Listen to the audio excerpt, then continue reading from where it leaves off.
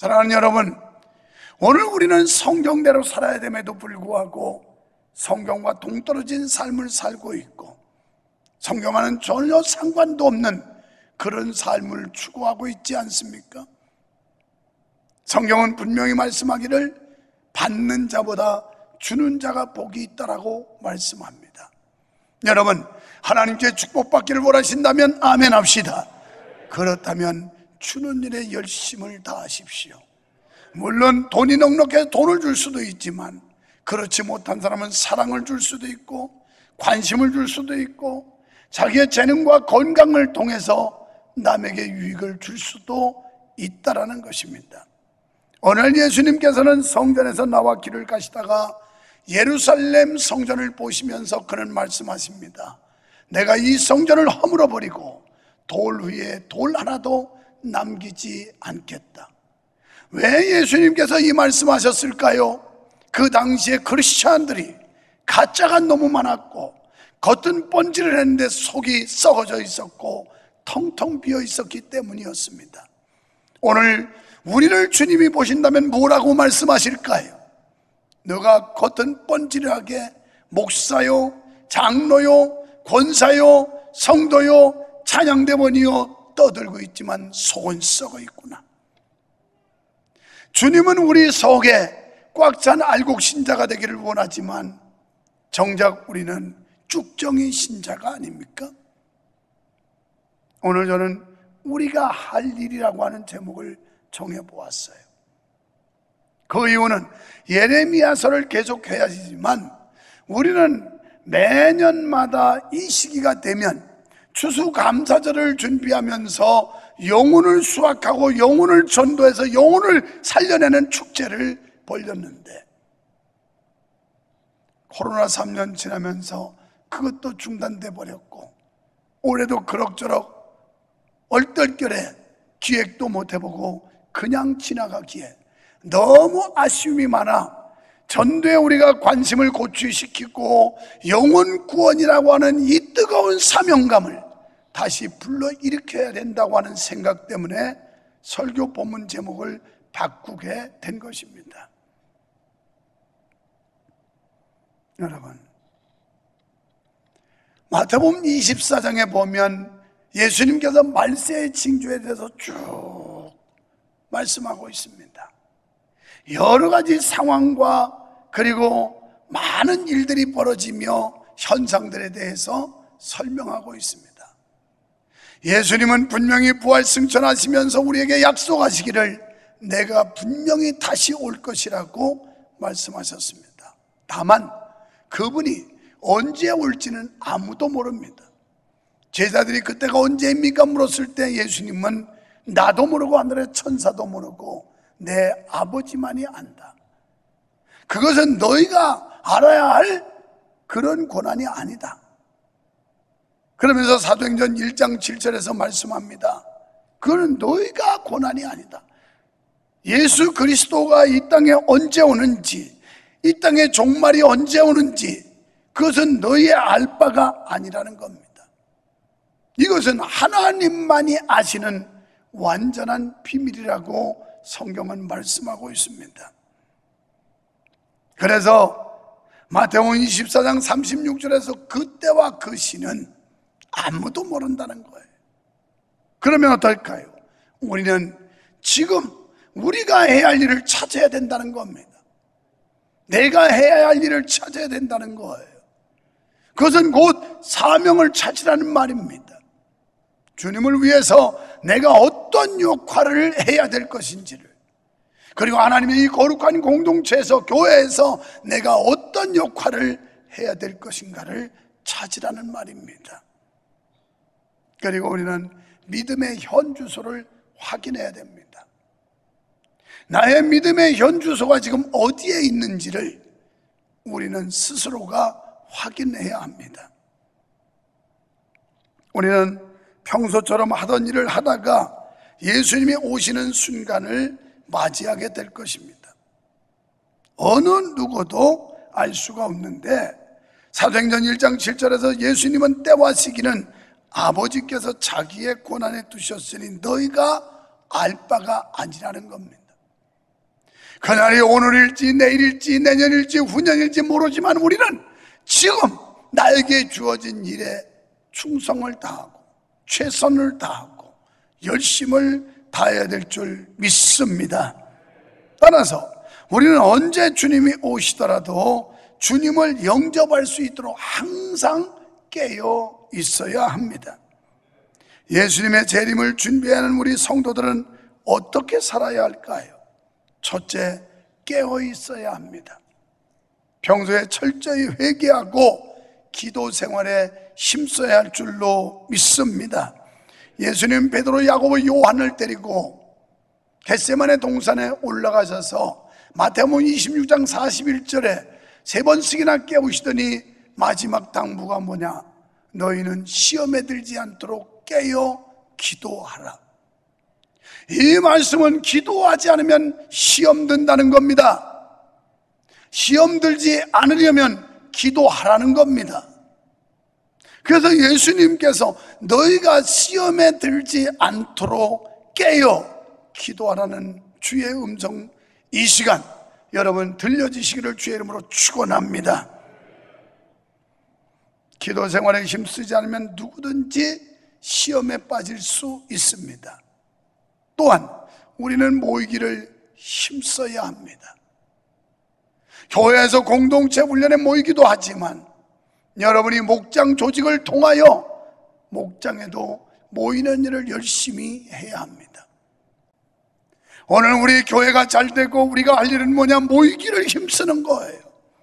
주일 예배도 모이고 주일밤도 모이고 수요 예배도 모이고 금요 기도회도 모이고 새벽도 모이고 모이기를 힘쓰라고 그랬어요. 모이기를 빼앗는 어떤 자들과 같이 하지 말고 너희는 그날이 가까움을 볼수록 모이기를 힘써라. 이게 우리가 할 일입니다. 교회에서도 모여야 하고 가정에서도 목장에서도 모여야 되고 열심히 모여야 된다는 거예요. 믿으시면 아멘 합시다. 그리고 서로 사랑해야 됩니다. 사랑은 관심입니다. 관심은 곧 사랑입니다. 또한 하나님의 말씀을 읽고 묵상하면서 성령 충만한 가운데 살아가야 합니다. 베드로전서 5장 9절에 예수님께서는 근신하라 깨어라 너희 대적 마귀가 우는 사자처럼 삼킬 자를 두루 찾고 있다, 이렇게 말씀해요. 이 안에 마귀가 없을까요? 있습니다. 그 마귀는 목사는 비켜갈까요? 그렇지 않습니다. 장로쯤 되면 피해갈까요? 천만의 말씀입니다. 그러면 권사는 도망갈까요? 어림도 없습니다. 목사, 장로, 권사, 집사 따질 것 없이 쭉정이들 마귀가 갖고 흔듭니다. 멋대로 갖고 놀아요. 그래서 예수님께서 너희가 정신 차리고 깨어 있어라, 마귀가 마치 우는 사자처럼 삼키려고 찾고 다닌다. 이 안에도 찾고 다닌다. 그래서 마귀에게 틈만 보이면 영락없이 목줄 물고 늘어집니다. 오늘 여러분 교회 공동체가 얼마나 중요한지 아셔야 돼요. 교회 공동체 훈련에 여러분이 적극적으로 참여해야 돼요. 그렇지 않으면 마귀가 여러분의 생명줄을 물어버려요.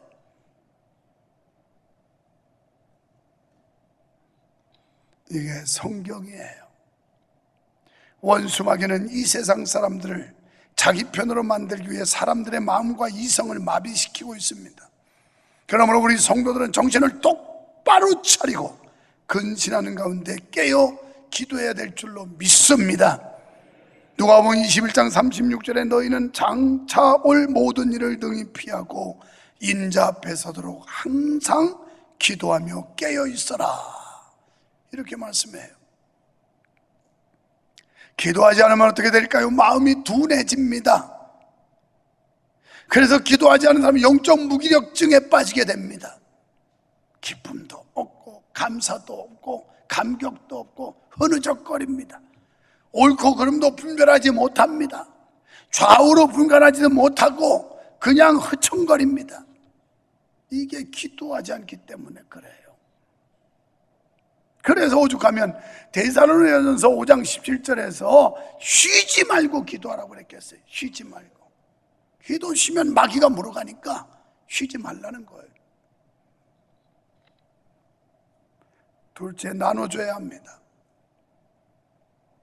마태복음 24장 45절 46절 충성되고 지혜 있는 종이 되어 주인에게 그 집 사람들을 맡아 때를 따라 양식을 나누는 자 누구냐? 주인이 올 때 그 종이 이렇게 하는 거 보면 그 종은 복이 있으리로다. 누가 복 있는 자일까요? 받는 자? 아니요, 주는 자. 여러분, 사랑도 주고 관심도 주고 물질도 주고 시간도 주고 주라 이 말이에요. 주라. 움켜쥐려고만 하지 말고. 여러분이 믿는 하나님은 어떤 하나님입니까? 여기서 말하는 양식은 하나님의 말씀 곧 영의 양식입니다. 우선 나 자신이 말씀을 통해 은혜 받아야 돼요. 믿음은 들음에서 난다고 그랬으니 하나님의 말씀을 듣는 자리를 여러분이 사모해야 되고 열심을 내서 참여를 해야 돼요.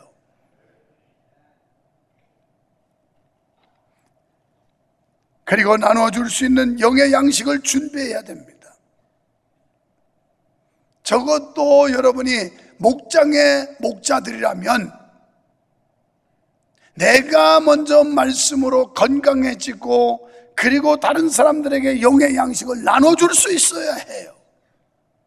내가 바짝 말라가지고 뼈다구만 남았는데 누구한테 누굴 도움 줍니까? 자기 몸도 주스르지 못하는 주제인데 그냥 비틀비틀거리고 다니는 거죠.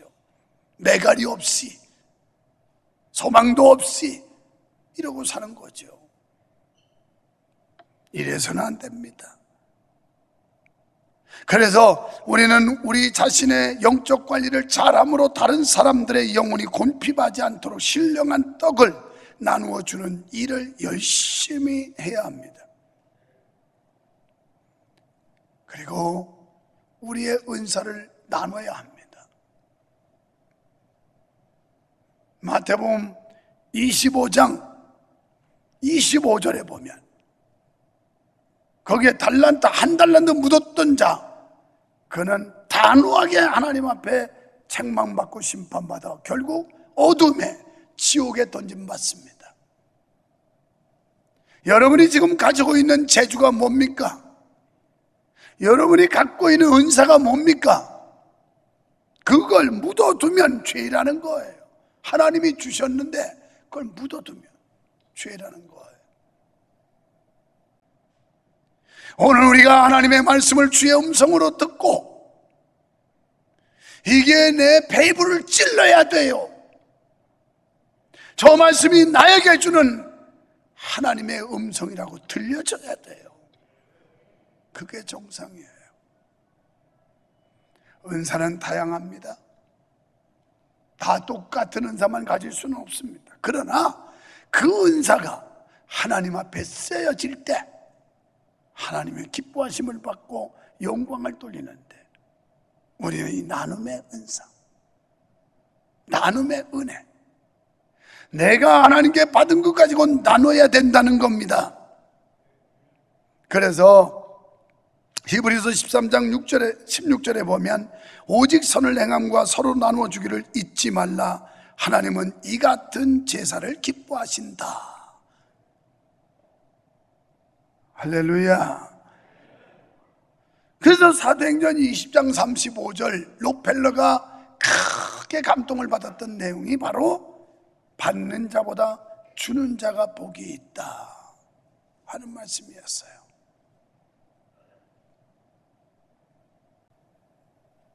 우리가 할 일이 뭡니까? 여러분이 할 일이 뭡니까? 그냥 일주일에 한 번 교회 왔다 가는 게 할 일입니까? 하나님이 그것 때문에 여러분 지금 살려놨다고 생각합니까? 아니에요. 분명히 할 일이 있어요. 하나님이 쓰실 일이 있어요. 그 쓰임에 합당한 삶 사시기를 축원합니다. 세 번째는 증거해야 돼요. 마태복음 24장 14절에 예수님은 이 천국 복음이 모든 민족에게 증언되기 위하여 온 세상에 전파되리니 그제야 끝이 오리라.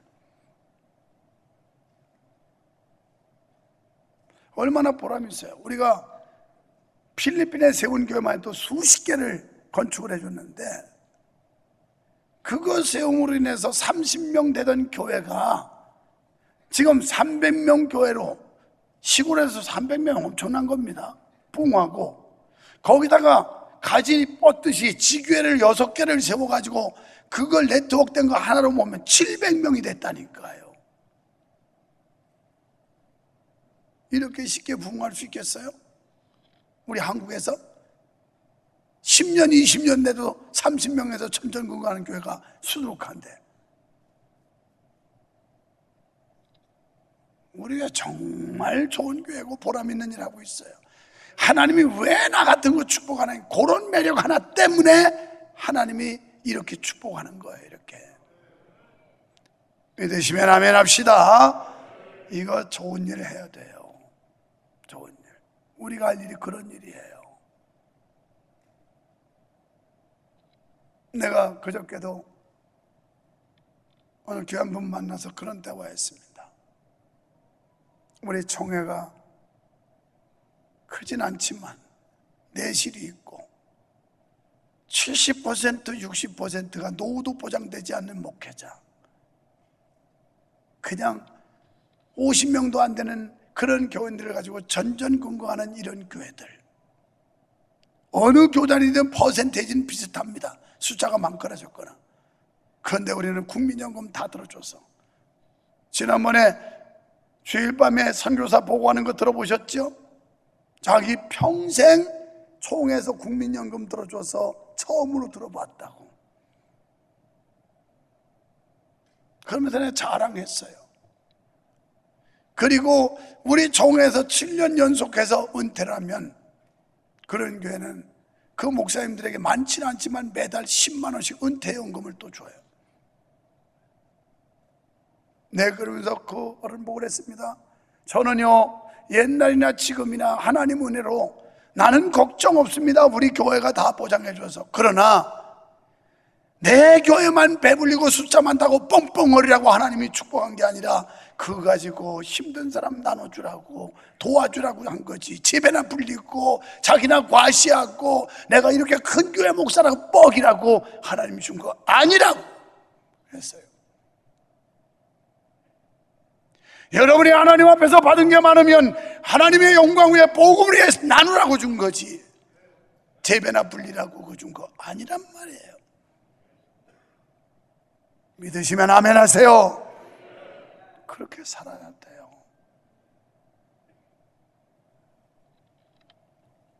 증거해야 됩니다.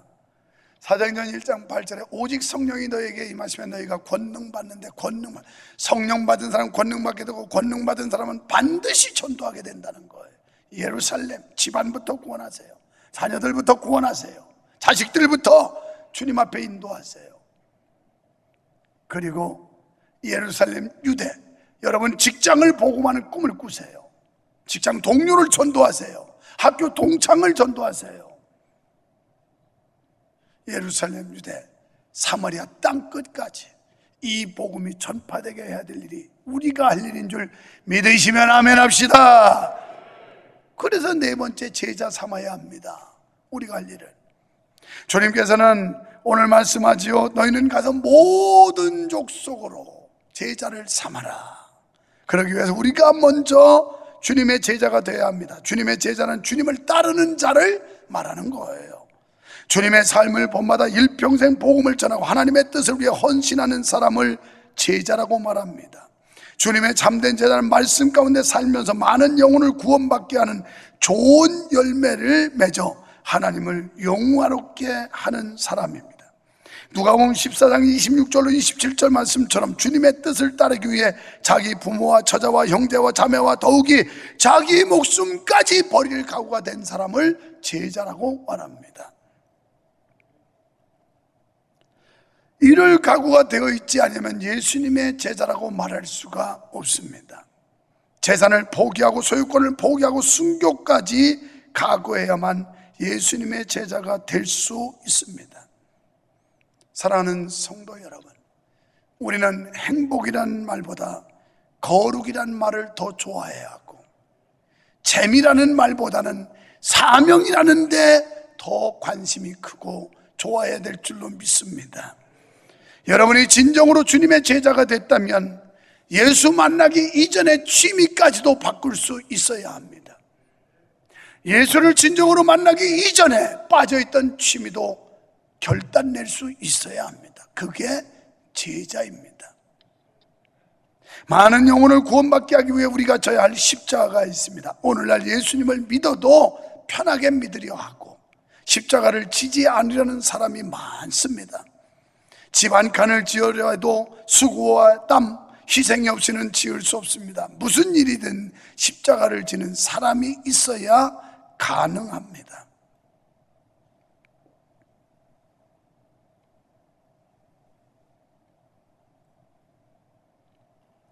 주님을 위해 모든 것을 바치고 살아가는 사람은 천국에 들어가 예수님과 더불어 1000년 동안 왕노릇한다고 요한계시록 20장 6절에서 말씀하고 있습니다. 예수님은 하늘과 땅의 모든 권세를 가지고 계신 분인 줄 믿습니다. 한나라의 흥망성쇠는 물론 우리의 생사화복을 주장하시는 분인 줄 믿습니다. 하늘에 나는 참새 한 마리도 떨어지는 것, 이것도 하나님의 허락이 없이는 안 된다고 그랬습니다. 어저께 나를 밥 사주러 가는 집사님이 차 안에서 이런 말을 했습니다. 모 기업에서 임원으로 근무할 때 사장하고 갈등이 너무 많았던 거예요. 그런데 사장도 이 집사님을 함부로 못하는 게 부회장이 여기다 씹어놓은 거예요. 그래서 더 이상 이 사람과 갈등을 빚어서는 안 되겠다 싶어서 사표를 던진 겁니다. 부회장이 해외 출장 갔을 때. 그랬더니 사장이 부회장한테 지적받을 게 겁났던지 자꾸 구슬리면서 다시 한번 이 사표 반려하고, 필요 없다고, 남자가 한번 칼 뽑았으면 끝난 거라고. 그런데 지금 생각하니까 그때는 그 사장이 괘씸하고 야속했는데 얼마나 고마운지 그 사람을 위해서 축복을 빌어주고 기도해 준다는 거예요. 그래서 회사 임원 던져버리고 나와서 자기 회사 설립해서 지금 회사를 잘 해가고 있어요. 얼마나 귀하게 쓰임받고 있는지 몰라요.